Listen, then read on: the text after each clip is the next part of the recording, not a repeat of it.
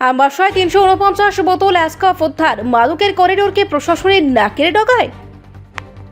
রাজ্যে মাদকের বিরুদ্ধে সরকারের জিরো টলারেন্সের দাবি যতই জোরালো হোক, বাস্তবে একের পর এক মাদক উদ্ধারের ঘটনায় সেই দাবির বিশ্বাসযোগ্যতা নিয়ে উঠছে প্রশ্ন।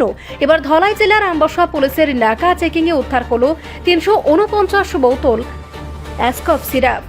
ঘটনায় দুই সন্দেহভাজনকে আটক করা হয়েছে। আসাম আগরতলা জাতীয় সড়কের বেতবাগান নাকা চেকপোস্টে একটি সন্দেহভাজন টাটা কার্ভ গাড়িতে তল্লাশি চালিয়ে ৩৪৯ বোতল অ্যাসকফ সিরাপ উদ্ধার করে পুলিশ।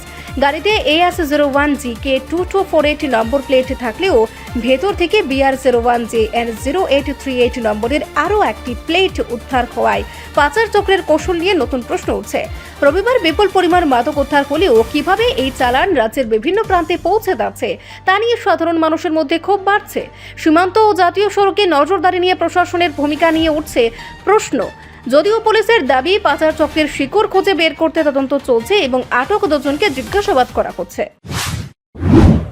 আমবাসা পুলিশ স্টেশনের কাছে একটা খবর আসে যে সাদা কালারের টাটা কার একটা ভেহিকেল আসছে দিক থেকে, আউটসাইড স্টেট থেকে, ধর্মনগর দিক থেকে। তো সেখানে কন্ট্রাব্যান্ড আইটেম থাকতে পারে। অ্যাকর্ডিংলি আমরা তল্লাশি চালাই, গাড়ি তল্লাশি চালিয়ে আমরা অ্যাসকফ কফ সিরাপ উদ্ধার করি, সঙ্গে 1 কেজি গাঁজা এরকমভাবে। কত বোতল স্যার? 349 50। কালো বাজার মূল্য এটা তো ঠিক ইয়ে করতে পারছি স্যার, মানে কাউকে কি আটক করা? হ্যাঁ, গাড়িতে থাকা দুজনকে আমরা ডিটেইন করেছি, তো জিজ্ঞাসাবাদ চলছে। তাদের বাড়ি তাদের বাড়ি আউটসাইড স্টেট, ত্রিপুরার না তারা। তো NDPS মামলায় আমরা নেসেসারি অ্যাকশন করছি। গাড়িটার নাম্বার কোন জায়গায় এবং আর কি কি পাওয়া গেছে? গাড়িতে কি অন্য কোনো নাম্বার পাওয়া গেছে?